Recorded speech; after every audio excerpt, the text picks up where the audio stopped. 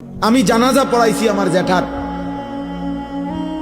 তো জানাজার আগে আমি আমার জ্যাঠার কবরটা খালি, তখন কবরে রাখে নাই।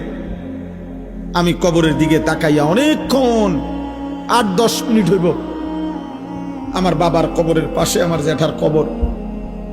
আমার আব্বা আগে ইন্তেকাল করছে। আমার জ্যাঠার কবরের দিকে তাকাইয়া অনেকক্ষণ খালি কবরের দিকে তাকাইয়া ছিলাম। তাকাইয়া আমার মনে হইল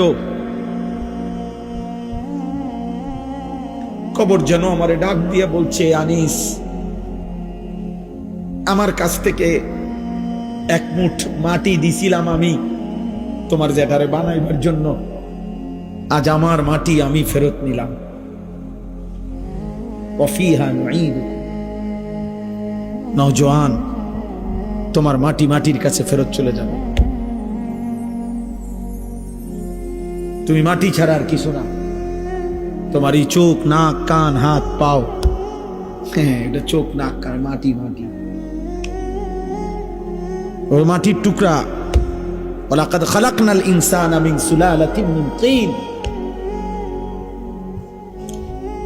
আল্লাহ বলছে শুকনো মাটি থেকে, ঠনঠনে মাটি, আমি সেখান থেকে মানুষকে সৃষ্টি করেছি। তুমি মাটির একটা টুকরা ছাড়া আর কিছু না। আর মাটির এক টুকরা এত অহংকার করা এত বড় মালিকের সামনে সাজে না রে বাপ, উচিত না, উচিত না। এত বড় মালিকের নাফরমানি করছো কেমনে?